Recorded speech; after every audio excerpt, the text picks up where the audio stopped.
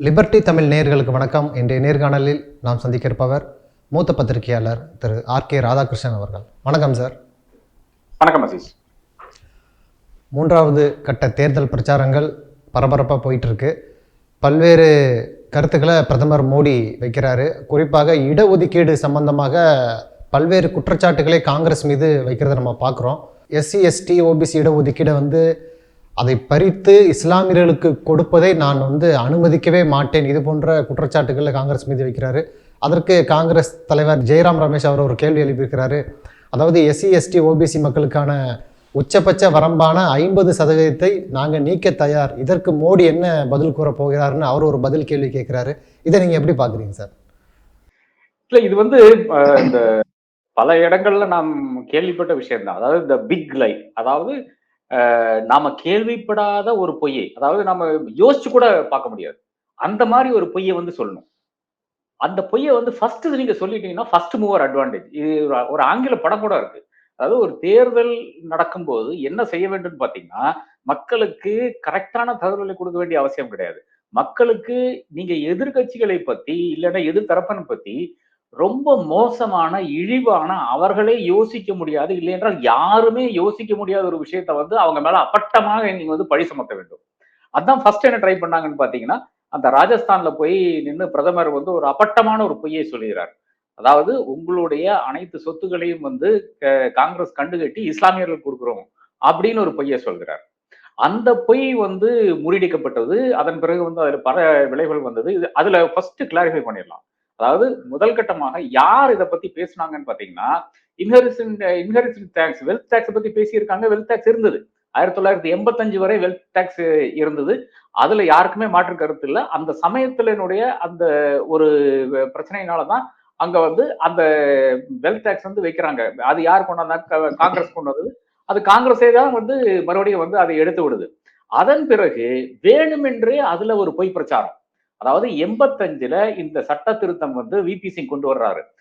அதாவது wealth tax வேண்டாம், அது செய்ய வேண்டாம் என்ற இது கொண்டு வர்றாரு. அது ஆக்சுவலி ரிட்ரோகிரேட் லா தான் பார்க்க வேண்டியதா இருக்கிறது. ஏனென்றால் உங்களுக்கு ஒரு அசெட் வருதுன்னா அது ஒரு 100 கோடி இல்லை என்றால் அதுக்கு மேல இருக்கும்போது ஒரு 30 கோடி கொடுக்கறதுக்கு என்னவாமா? அது அந்த ஒரு நோக்கத்தோடு கொண்டு வரப்பட்டது. அது பல போர்கள்னால இந்தியா ரொம்ப மோசமா இருந்த ஒரு சூழ்நிலையில கொண்டு வந்தாங்க. அதை எடுத்துட்டாங்க. அப்பட்டமான பொய் என்னன்னு பாத்தீங்கன்னா, ராஜீவ் காந்தியினுடைய தாயார் இறக்குறாங்க.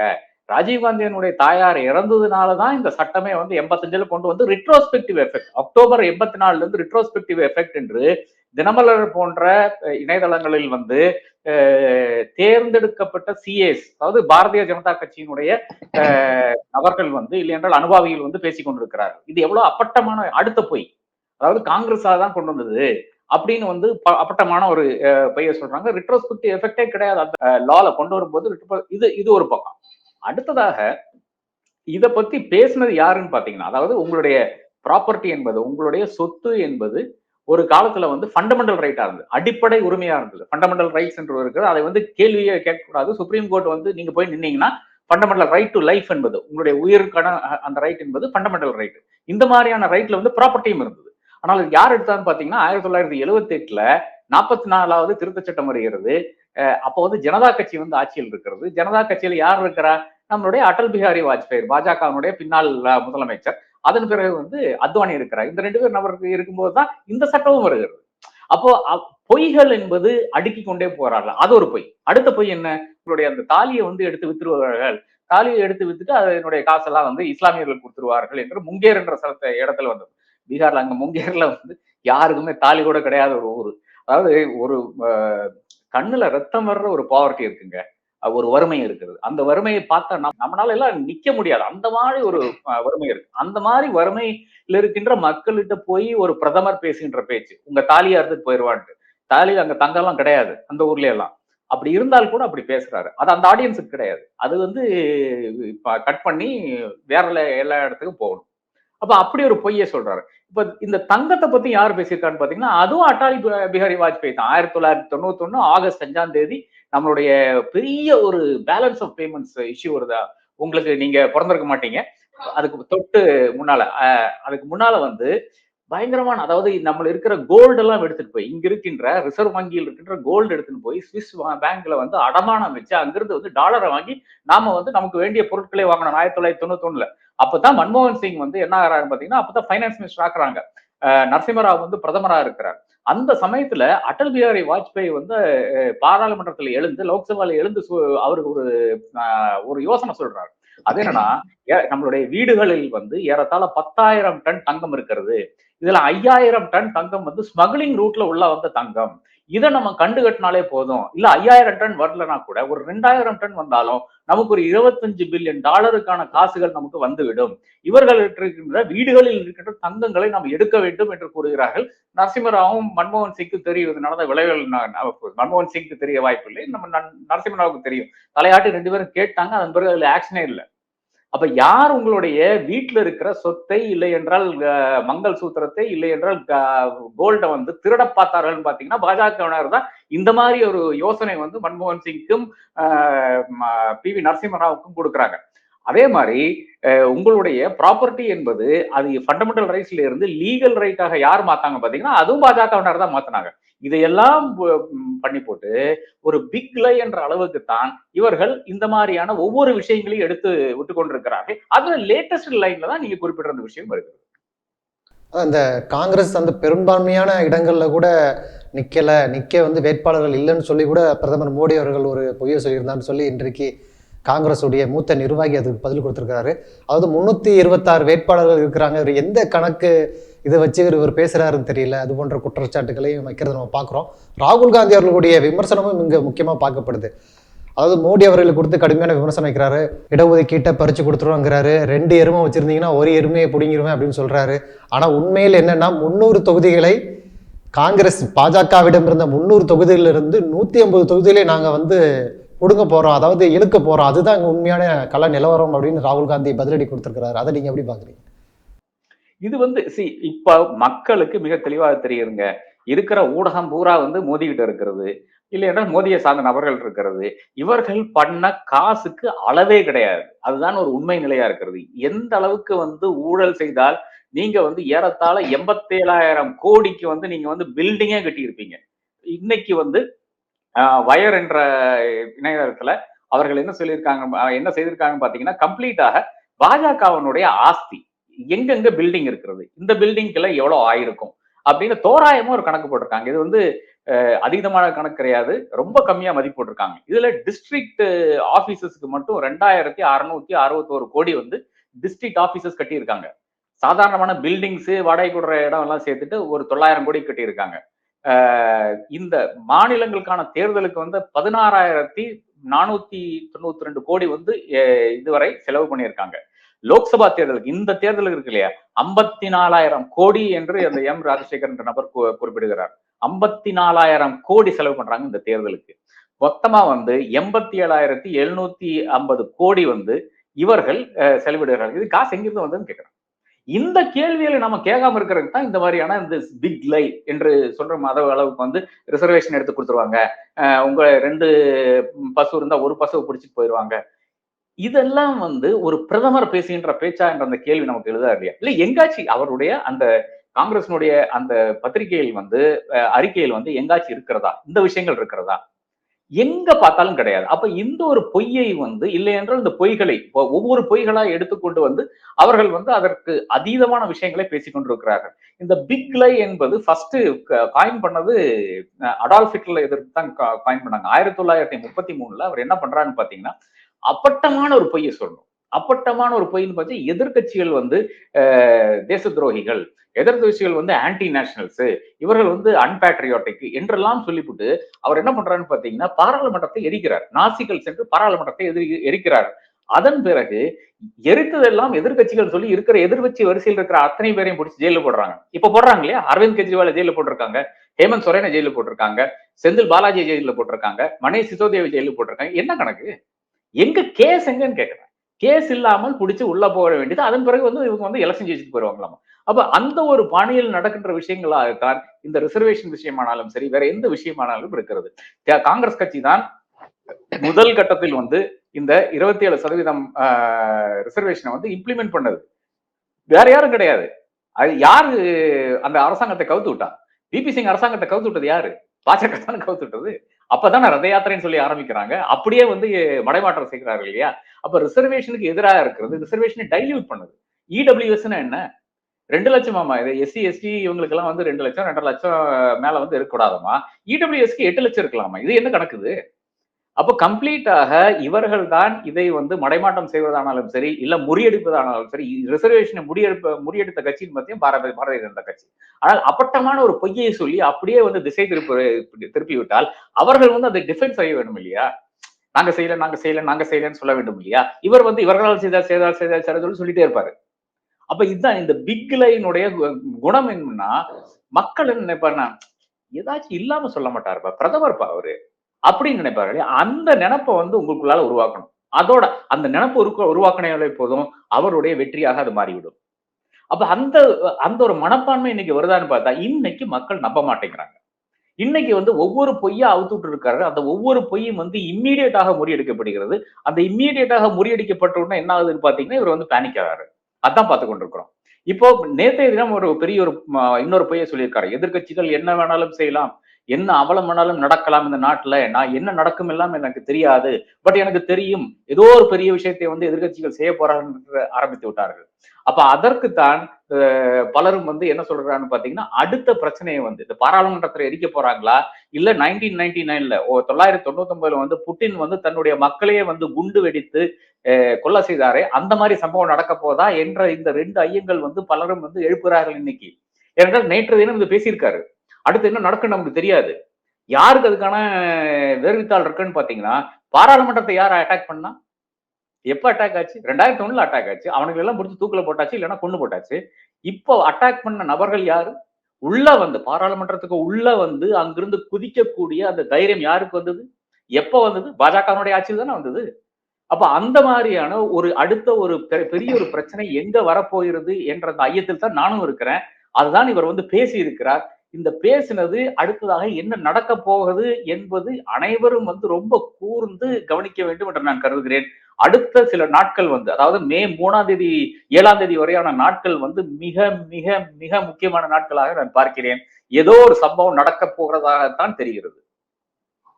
அது பாஜகவுக்கு எதிரான அந்த 3வது கட்ட தேர்தல் எதிரான அலை வந்து இப்போ மகாராஷ்டிராவில் பாஜகவுடைய மகளிர் அணி தலைவி பேசும்போது அவங்க கேட்குறாங்க, யார் உங்களுக்கு வேணும், ராகுல் காந்தியா மோடியான்னு கேட்குறாங்க. கூட்டத்தில் இருக்கிறவங்க எல்லாம் ராகுல் காந்தின்னு கத்துறாங்க. அவங்களே ஷாக் ஆகிறத நம்ம பார்க்குறோம். அது மட்டும் இல்லை, ஆந்திராவில் சந்திரபாபு நாயுடு அவர்கள் தேர்தல் அறிக்கை வெளியிடுறாரு. மோடி அவர்களுடைய படமே அதில் இல்லை. அங்க இருக்கிற பாஜக நிர்வாகி அதை வாங்க மறுக்கிறாரு. பீகார்ல தேஜஸ்வி யாதவ் அவர்கள் வந்து மோடியுடைய வாக்குறுதி 2014 சொன்ன வாக்குறுதியை மைக்லே போட்டு காட்டி இதெல்லாம் இவர் செஞ்சாரா அப்படின்னு சொல்லி ஒரு புதுவிதமான பிரச்சார யுக்தியும் எடுக்கிறாரு. இதெல்லாம் வந்து 3வது கட்ட தேர்தலில் பாஜகவுக்கு எதிரான ஒரு அலையை வந்து அப்படி தொடர முடியும்னு பாக்குறீங்களா? இல்ல இது நிச்சயமாக இது இது பாஜக எதிராக நிச்சயமாக ஒரு அலை இருக்கிறது. அது யாரும் வந்து மறுக்க முடியாது, மறக்கவும் முடியாது. ஏனென்றால் இவர்கள் செய்த பிரச்சனைகளாலதான் இந்த கம்ப்ளீட் இஷ்யூ வருகிறது. இப்போ பூனேல போய் உட்கார்ந்துதான் பிரதமர் வந்து போன அடுத்த கட்டமாக பல பேச்சுக்கள் எல்லாம் நடத்தி கொண்டு வருகிறார். பூனே பொறுத்தவரை ஒரு முக்கியமான ஒரு விஷயம் வந்து மறந்து கொண்டு பலரும் பேசிக் கொண்டிருக்கிறார்கள். 2019ல அங்க யார் ஜெயிச்சான்னு பாத்தீங்கன்னா, கிரீஷ் பாபட் என்ற பிஜேபியினுடைய தலைவர் ஜெயிக்கிறார். அது லட்சக்கணக்கான ஓட்டுல 4 லட்சம் ஓட்டு நினைக்கிறேன் ஜெயிக்கிறாரு. கிரீஷ் பாபட் வந்து மார்ச் 2023ல இறந்து போறாரு. 2023 மார்ச்ல என்ன அங்க மகாராஷ்டிராவுடைய சூழ்நிலைன்னு பாத்தீங்கன்னா, ஒரு ஏக்நாத் ஷிண்டே என்று சிவசேனாவை பிளவுபடுத்தி ஏக்நாத் ஷிண்டே வந்து முதலமைச்சராக உட்கார வச்சாச்சு. அதுக்கு சுப்ரீம் கோர்ட்டும் கம்ப்ளீட்டாக ஒத்துழைத்தார்கள் என்றே வைத்துக் கொள்ளலாம். அடுத்ததாக என்சிபியை வந்து டிவைட் பண்ணி கொண்டு அடுத்த கட்சியை ஃபார்ம் பண்ணி அஜித் பவாரும் இவரும் பிரஃபுல் பட்டேல் எல்லாம் சேர்ந்து அவர் கும்பல் போய் அந்த அரசாங்கத்து கூட சேர்ந்துருச்சு. இப்படி சேர்ந்த பிறகு கூட பிஜேபிக்கு பூனே லோக்சபா பை எலெக்ஷன் நடத்துறதுக்கு தைரியம் இல்லை. ஒரு வருட காலம் பூனே லோக்சபா சீட் வந்து காலியாக இருந்தது. இதற்கு ப்ரொவிஷன் கிடையாது, எங்கேயுமே ப்ரொவிஷன் கிடையாது. 6 மாசத்துக்கு மேல வந்து ஒரு இடத்த வந்து நீங்க காலியா வச்சிருக்கூடாது. இதுதான் ரூலா இருக்கிறது. அந்த ரூலை வந்து தளர்த்தி கொண்டு தேர்தல் ஆணையம் ஆஃப்கோர்ஸ் பாஜகனுடைய பிரான்ச் ஆபீஸ் தானே. தேர்தல் நடத்துறான்னு சொன்னா நடத்த போறான். இன்னைக்கு நடத்தாதேன்னு சொன்னா நடத்தாங்க. இதுதான் ரிலேஷன்ஷிப்பா இருக்கிறது. கால் அடியில விழுந்து கிடக்குறானுங்க தேர்தல் ஆணையம், தேர்தல் ஆணையர்கள் வந்து இது வந்து இந்தியாவில் நம்ம 1947 இருந்து பார்த்த கிடையாது. 1947 அந்த அளவுக்கு டால் லீடர்ஸ் இருந்தாங்க. ஒரு சர்தார் பட்டேல் ஆனாலும் சரி, நேரு ஆனாலும் சரி, பாக்கி இருக்கின்ற லால் பகதூர் சாஸ்திரி ஆனாலும் சரி, இந்திரா காந்தி ஆனாலும் சரி, இந்த டால் லீடர்ஸ் இருந்த சமயத்துல கூட இந்த அளவுக்கு காலில் போய் விழுந்து கிடக்கல. அப்போ ஒன்னும் வந்து ஒரு ஒத்தாசை செய்யறதுக்காக காலில் விழுந்து கிடக்குறாங்கன்றது எடுத்துக்கொள்ளலாம். ஒரு வருட காலம் இந்த இடத்துல தேர்தல் நடத்தல. அப்ப அவ்வளவுதான் பாஜகவுக்கு வந்து அந்த இடத்துல மவுசு ஒண்ணு. ரெண்டாவது அவர்களுக்கு தெரியும் தேர்தல் நடத்தினா ஊத்திக்கும் தெரியும், அதனால தேர்தல் நடத்தவில்லை. எல்லா இடத்துலயும் இப்ப பாஜக இப்போ 4ஆக இல்லை என்றால் 5ஆக பிளவுபட்டு கிடக்கிறது மகாராஷ்டிராவுடைய எலக்ட்ரேட்.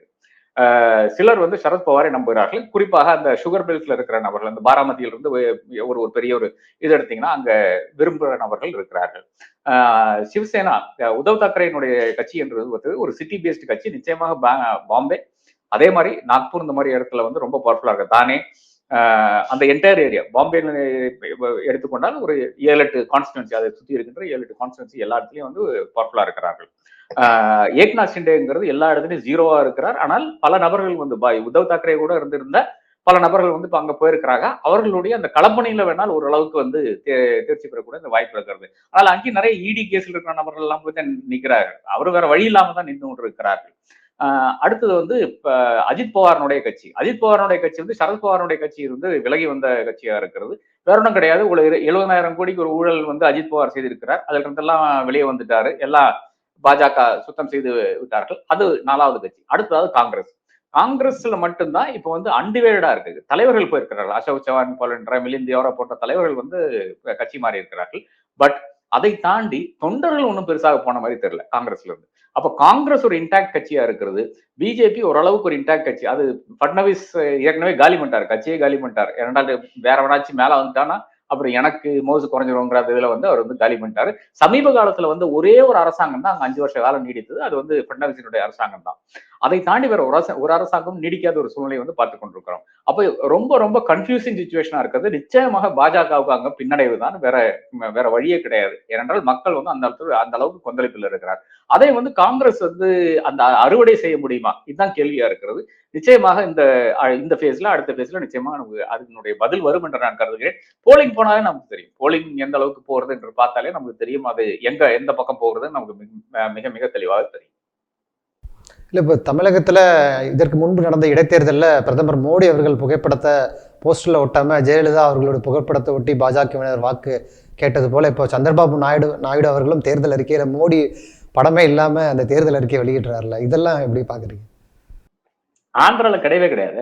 பிஜேபியோட கட்சியே கிடையாது ஆந்திரால ரொம்ப இன்ட்ரெஸ்டிங் சுச்சுவேஷனுங்க. பாருங்க, அங்க வந்து ஜெகனுக்கு இன்னும் ஓரளவுக்கு ஒரு சம்மதம் இருக்கிறது. ஆன்டி இன்கம்பன்சியும் வந்து இருக்கிறது. ஆனால் அதை கேபிட்டலைஸ் பண்ற இடத்துல வந்து சந்திரபாபு நாயுடு கிடையாது. ஒண்ணு வயசாயிடுச்சு, 2 ஜெயிலுக்கெல்லாம் இப்பதான் போயிட்டு வந்தாரு. ரொம்ப கடுப்புல இருக்காரு அந்த மனுஷன் வேற. அவருடைய மகன் தான் அடுத்த கட்ட தலைவராக இருக்கிறார். ஆனால் அந்த மகன் என்பது ஒரு இஸ் ஆஸ் சார்மிங் எஸ் உடன் ஸ்டிக்னு சொல்ற மாதிரி தான். அவர் ஒரு சரிஸ்மா கிடையாது, ஒண்ணும் கிடையாது. கதிரானந்த் மாதிரின்னு வச்சுங்களேன், இங்க இருக்காரு. அந்த மாதிரி ஒரு நபராகத்தான் இருக்கிறாரு. ஒண்ணு தேராத ஒரு பையனா இருக்கு. அப்ப அப்படி இருக்கின்ற ஒரு இடத்தில் தான் அடுத்தது இந்த பவன் கல்யாண் என்பது எங்க வேணாலும் எப்படி வேணாலும் போய் ஒட்டுவானுங்கிறது அந்த மனிதர்களுக்கு எல்லாம் தெரியும். அங்க இருக்கின்ற ஓட்டர்ஸுக்கு தெரியும். அப்ப அந்த ஆளையும் நம்ப முடியாது. இதுதான் ஆந்திராவுடைய சூழ்நிலை. ஆந்திரால வந்து சாய்ஸே கிடையாதுங்க. அந்த மாதிரி ஒரு சூழ்நிலை இருக்கிறது. சாய்ஸே இல்லாதனால ஒரு வேலை வந்து ஜெகனை ப்ரிஃபர் பண்ணுவாங்கன்னு இருக்கிறது. காங்கிரஸ்ல அங்க கட்சியே கிடையாது. அப்படி இருந்தும் கூட கடப்பால ஒய் ஷர்மிளா வந்து தன்னுடைய மனு தாக்கல் செய்ய போகும்போது ஏறத்தாழ 1,00,000 பேர் வந்து வர்றாங்க. அதுக்கு சேர்த்த கூட்டமாக்குறேன், அதெல்லாம் இருக்கலாம், அது பிரச்சனை கிடையாது. ஆனால் காங்கிரஸ் அங்கு சேர்க்க முடியறதே பெரிய ஒரு நியூஸாக தான் நான் பார்க்கிறேன். ஏனால் அந்த கடப்பா என்ற கான்ஸ்டியூன்சில வந்து மொத்தமா போன வாட்டி 2% கீழே தான் ஓட்டு காங்கிரஸ்க்கு. அப்படி இருக்கின்ற ஒரு இடத்துல வந்து சேர்க்கிறாங்க, 1,00,000 பேர் வந்து சேர்க்கிறாங்க. அப்ப காங்கிரஸ்ல ஒரு ரிவைவல் இருக்கு. அது எந்த அளவுக்கு வந்து இந்த மே 13ஆம் தேதி அங்க தேர்தல் நடக்க போகுது.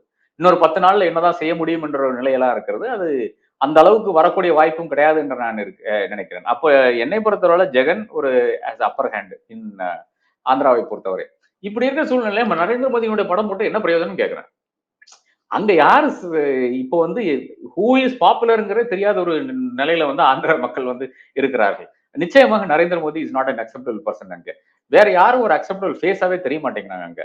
அது நிச்சயம் ஓரளவுக்கு நாயுடு இருக்கிறாரு, ஓரளவுக்கு வந்து ஜெகன் இருக்கிறாரு. ஜெகன் பலருக்கும் வந்து இந்த டோல்ஸ் நிறைய கொடுத்துருக்காரு. லோனு, அதே மாதிரி கிராண்ட், அந்த மாதிரி எல்லாம் நிறைய காசு வந்து நிறைய வந்து வெல்ஃபேர் ஸ்கீம்ஸ் நிறைய செலவு பண்ணியிருக்காரு. அது ஓரளவுக்கு போய் சேர்ந்தாலே போதும்னு நினைக்கிறேன்.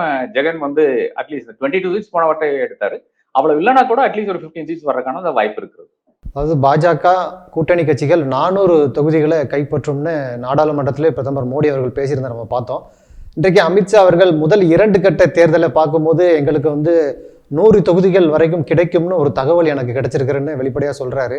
ஆனால் முதல் 2 கட்ட தேர்தலை சேர்த்தாலே 190 தொகுதிகள் பக்கம் வருது. இதுவே சமூக வலைதளங்கள்ல ஒரு குழப்பத்தின் நிலையை உருவாக்குது. அதாவது பாஜக வெளிப்படையாகவே தன்னுடைய 400 தொகுதிகளை இப்ப 100 தொகுதின்னு சொல்லும் போது இது பாதிக்கும் கீழே குறையறதுக்கு வாய்ப்பு இருக்குன்னு சொல்றாங்கல்ல. அமித்ஷாவுடைய இந்த கருத்தை நீங்க எப்படி பாக்குறீங்க? இல்ல, அது it is not based on facts. தமிழ்நாட்டுல 40 எடுத்துருங்க, 40 எடுத்து வச்சிருங்க. கேரளால 20 எடுத்துருங்க, 20 எடுத்துருங்க. 60 சீட் போயிடுச்சா? 60 சீட்ல ஒரு சீட் வராத, ஒரு சீட் வராது. இந்த 60 சீட்ல ஒரு சீட் உங்களுக்கு வரப்போறது இல்லை. அடுத்ததாக ராஜஸ்தான்ல 7 சீட்டு, அது ஏறத்தாழ ஊத்திக்கிற இடங்களாக தான் இருக்கிறது என்னை பொறுத்தளவுல. கர்நாடகால 14 சீட்டு, அதுல 7 8 போறக்கான வாய்ப்புகள் இருக்கிறது. இவங்க சொல்ற நம்பர்ஸ் அங்கேயே வரமாட்டேங்குதே. இதுலயே 80க்கு தாண்டி இருக்குது இல்லையா? அப்போ அவர் வேற ஒன்றும் கிடையாது, வாய்க்கு வந்தபடி பேசிக் கொண்டிருக்கிறார். பல இடங்கள்ல நரேந்திர மோடி சொல்லுகின்ற அதே விஷயங்கள் தான் சொல்றாரு. இப்போ இந்த பிரஜ்வல் ரேவண்ணா மேட்டர்ல பேசுறாரு. அவர் ஏன் கர்நாடகா அரசாங்கம் ஏன் அவரை விட்டுச்சு, போக விட்டுச்சுன்னு சொன்னா, ஹலோ, இமிகிரேஷன் டிபார்ட்மெண்ட் யார் கீழே இருக்கிறது? அதாவது நாம ஒரு இன்டர்நேஷனல் ஏர்போர்ட்டுக்கு போறோம்னா ஃபர்ஸ்ட் டிக்கெட்டிங் முடியுது. டிக்கெட்டிங்னா நம்மளுடைய சீட் எல்லாம் போட்டு கொடுக்குறாங்க, நம்ம லக்கேஜ் விடுறோம். லக்கேஜ் விட்டு அடுத்ததாக நம்ம எங்க செல்கிறோம்? அந்த கஸ்டம்ஸ்ல ஒருத்தர் நின்று இருப்பாரு. அதை தாண்டி நாம இமிகிரேஷன் போறோம். அந்த இமிகிரேஷன் இல்லை என்றால் எமிகிரேஷன் அந்த டிபார்ட்மெண்ட் யார் கீழே இருக்குன்னு பாத்தீங்கன்னா யூனியன் ஹோம் மினிஸ்டர் கீழே இருக்கு, அமித்ஷா கீழே இருக்கு. அது இம்மீடியட்டாக தகவல் எல்லா இடத்துலயும் போய் செல்லக்கூடிய ஒரு விஷயமா தான் இருக்கிறது. பல நபர்களை அங்கதான் பிடிக்கிறாங்க. பிடித்து நீங்க போகக்கூடாதுன்னு. எப்போ பிரணாய் ராய் என்ற நபரை போகக்கூடாது. நரேஷ் கோயல் நம்மளுடைய ஜெட் ஏர்வேஸினுடைய சிஇஓ அந்த இடத்துல தான் இல்ல, அவர் ஏறிட்டார். ஆக்சுவலா அவர் பிளேன் போர்ட் பண்ணிட்டாரு. போர்ட் பண்ண பிறகு அவரை டிபோர்ட் பண்றாங்க. அப்ப அந்த அளவுக்கு தொழில்நுட்பம் இருக்கிற ஒரு இடமா இருக்கிறது. அவர் யாரு விட்டா அப்ப போறதுக்கு? அமித்ஷா தான் விட்டாரு. அப்ப இவ்வளவும் செய்து கொண்டு அமித்ஷா இப்ப என்ன சொல்றாருன்னு பாத்தீங்கன்னா, கர்நாடகா தான் பண்ணல அப்படின்னு ஒரு அப்பட்டமான ஒரு குற்றச்சாட்டை வைக்கிறாரு. அதே மாதிரி வாய்க்கு வந்தபடி பேசுறது. அதான் அதனுடைய விளைவாகத்தான் 100 சீட்டுன்னு சொல்றாங்க. 2 கட்ட தேர்தல் ஊத்திருச்சுங்க. இதுல 50 சீட்டுக்கு மேல வர்றதுக்கு வாய்ப்பு இல்லை, பிஜேபிக்கு வாய்ப்பு இல்லை. இதுதான் உண்மை நிலையா இருக்கிறது. இதுல இருந்தா நாம் இந்த கம்ப்ளீட் அவர்களுடைய அந்த பேச்சுக்கள் ஆனாலும் சரி, இந்த கம்யூனலைசேஷன் ஆனாலும் சரி, இந்த ரெட்டரிக் எல்லாம் நாம் எங்கிருந்து வருதுன்னு பாத்தீங்கன்னா, இந்த பயத்தினுடைய வெளிப்பாடாகத்தான் முஸ்லீம்கள் எல்லாம் பேசிக் கொண்டிருக்கிறார்கள். அதுதான் இனி அந்த கம்யூனலைசேஷன் இன்னும் அதிகரிக்கும் என்றுதான் நான் கருதுகிறேன். அதை தாண்டி இனி என்ன புல்வாமா நடக்குமா, வேற என்ன நடக்கும் என்ற அந்த பெரிய ஒரு பயத்தில், ஐயத்தில் நான் இருக்கிறேன். நன்றி சார். நிறைய பயனுள்ள தகவல்களை நேயர்களுக்கு சொல்லியிருக்கீங்க. உங்க நேரத்துக்கு மிக்க நன்றி சார். நன்றி அசீஸ்.